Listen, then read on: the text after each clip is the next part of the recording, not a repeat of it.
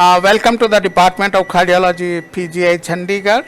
We do have an interesting case today for presentation. So we do have a 47-year-old hypertensive diabetic chronic smoker male who presented around 3 days back to us with an inferior wall MI and was subjected for primary PCI of the right coronary artery. You can very well see. You can see the ECG do so the ST segment elevation in the inferior lead which got improved after the primary PCI. You can very well appreciate the mid RCA 95% stenosis which was dilated with 2.5 millimeter balloon. And here is the OCT. The distal reference is around 4.5 and approximately it's a 5 millimeter vessel, a tight stenosis in the mid part.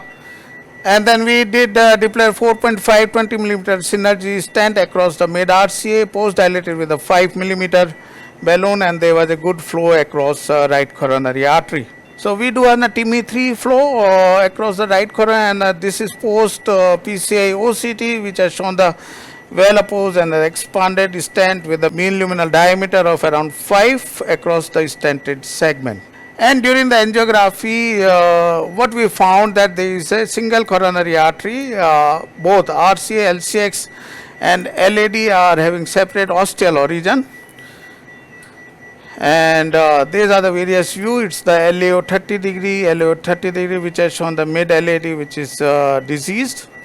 And one of the diagonal is also diseased at the ostium. So this is about the left anterior descending, which is directly originating from the right coronary sinus. And we did the echocardiography after the procedure to look for the LCX origin, which turned out to be say retroaortic over here.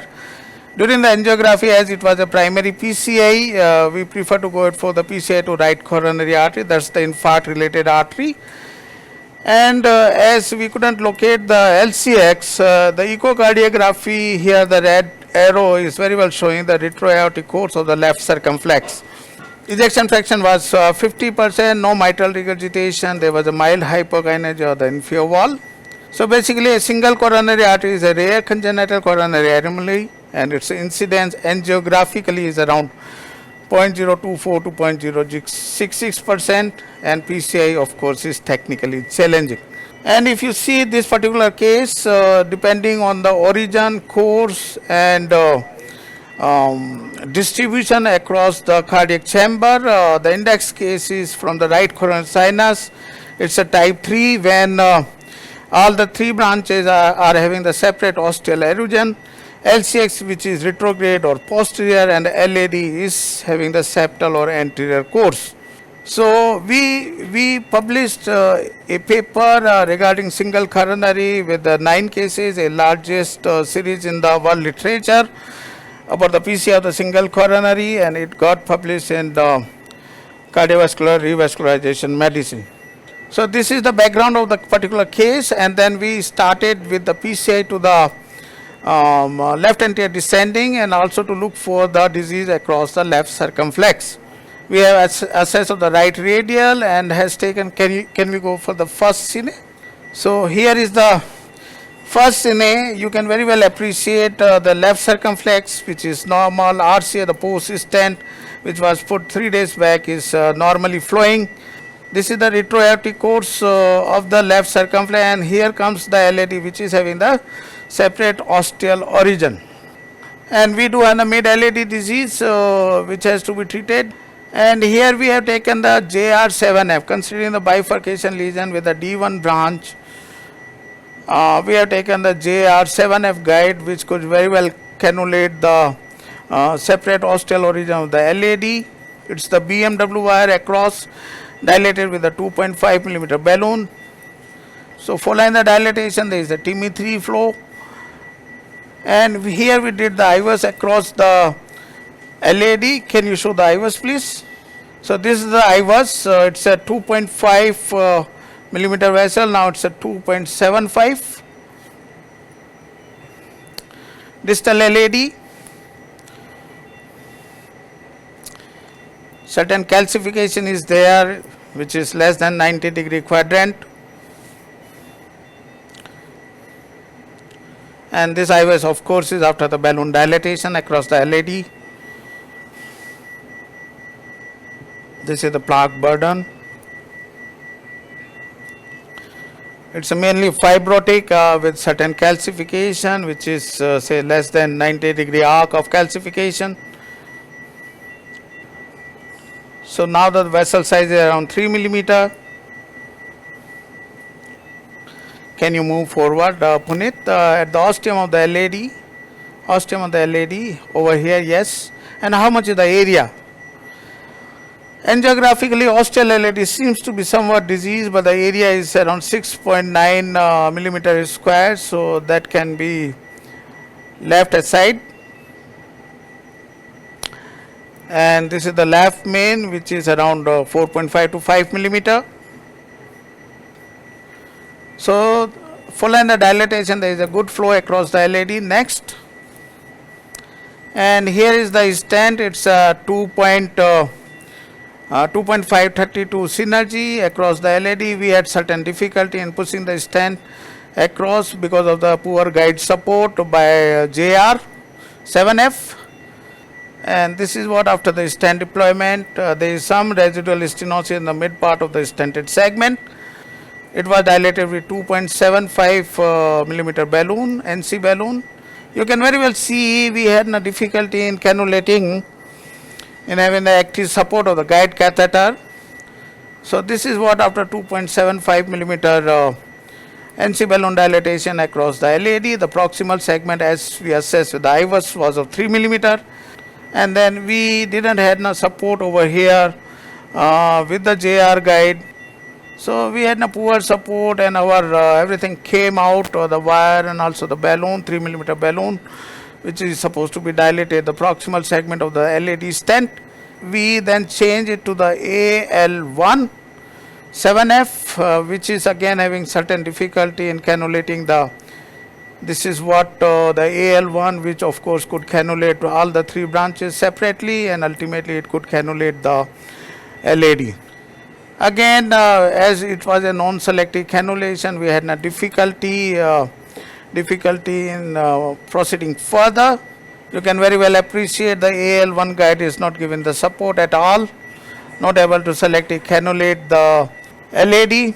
So this is what the AL1, which is again not giving the support despite having a backup support from the aortic sinus. This is the 3 millimeter NC balloon, which we were not able to push forward. So here we change the guide again. Now it's the third guide, and this is the EBU 6F, 3.56F, which could very well cannulate the LAD. Could wire it again, and then we could dilate it with a 3 millimeter NC balloon over here. It's a 3 millimeter balloon across proximal and the mid part, and we could do the IVUS as well. Can you run the IVUS? So this is the IVUS across the LAD, distal to the stent. The lumen is okay without any dissection. And this is the stented segment. It's a 2.5, which was dilated with the 2.75 distally, and mid to proximal part with a 3 millimeter balloon. It's a well opposed and expanded stent across the LAD. It's a well expanded and opposed stent. So this is the proximal part, which is okay. And now with the EBU guide, we are trying to put the wire across the diagonal, which is very much diseased. Can we have an RA caudal view? And this you can very well appreciate a very tight disease across the ostium of the diagonal, and let's try to wire it out. So can you give the cyan blue wire? I have curved the tip of the cyan blue so that we can have now crossing of that particular diagonal. One good thing is we do a good support with the EBU, which was not possible with the previous guide which we have used for this case.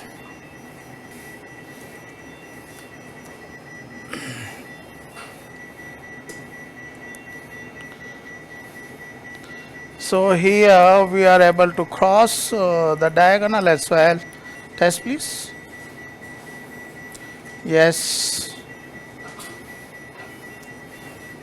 We are across the diagonal, and let me dilate it with a 2.5 millimeter balloon. This is the best view as for the diagnostic angiogram, where we could appreciate the disease across the ostium of the diagonal.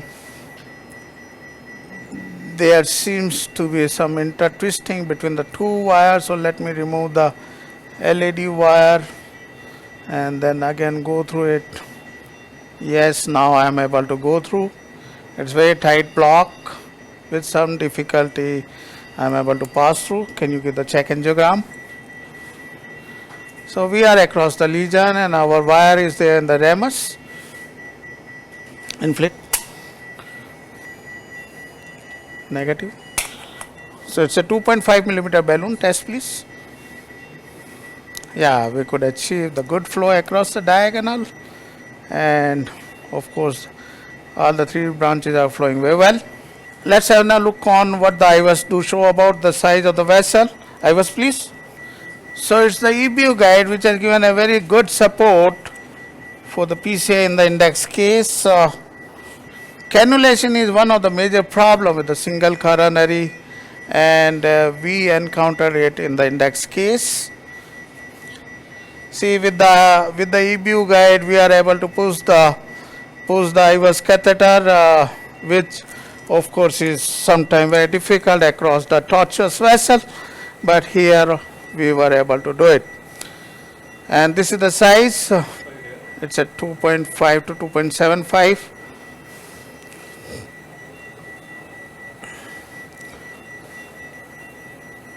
Here is some calcium as well. Approximately it's a 3, and now we are coming back into the LAD proper. So this is LAD proper. How much is the calcium? It's a 180 degree. With significant calcium, there is certain dissection as well angiographically. Let me go ahead and put a stent across. Can you show the another view to separate all the three branches? Maybe spider. Yes, to a certain extent we are able to have a look on. I think this is good. 2.75 20 synergy or 2.5 20 synergy. Distally how much? It's a 2.5 or okay. So the distally the vessel is 2.5. Let me deploy the 2.5 millimeter stent and then post dilate it with the 2.75. So here we are, and see the support of the guide, which is fantastic. Test please. And maybe I can very well push it somewhat in. Yes please. Test please. So we could cannulate very well. Can we have a double mag and centralize it? Test please. So we do have a good position of the stent over here.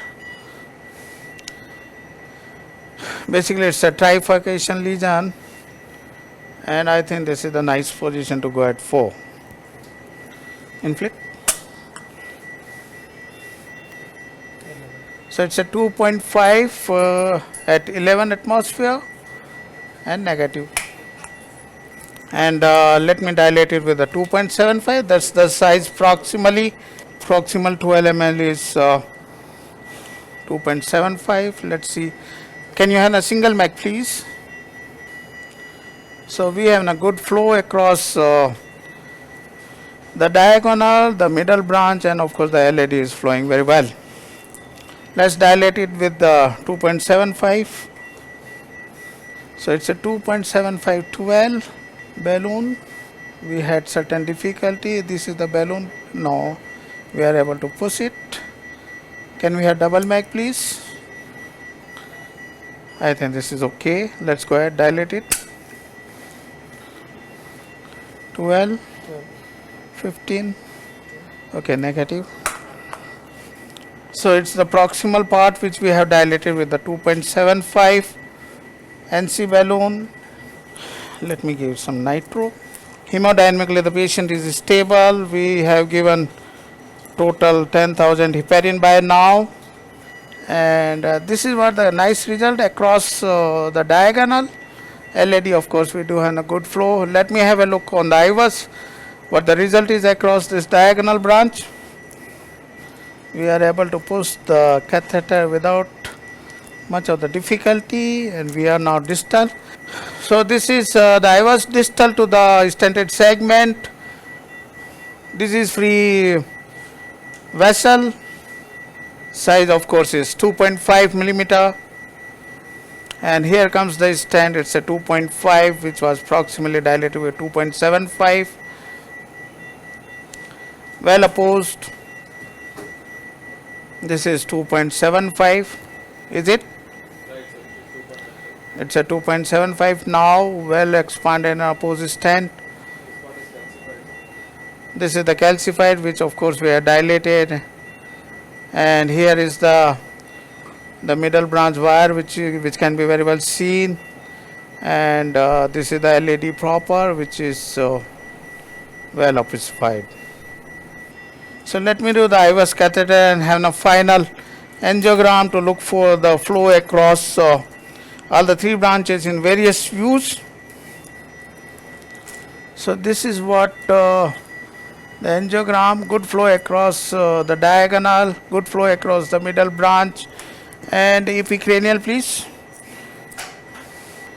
This can also very well visualize all the three branches. And here comes the LAD, which is mid to distal LAD, which is flowing very well. And all the three branches are patent. We have already done the IVUS across the LAD and also the proximal segment, which has an insignificant disease. So this was a single coronary case which I with my team could successfully perform. There was some technical difficulty in cannulating the LAD, but it's a EBU guide which was very much helpful to have a selective cannulation and also a good support to do the basically a trifurcation lesion where the mid LAD was stented and then the ostial diagonal was stented with a good flow across all the three branches. Thanks for being with us. Thank you very much.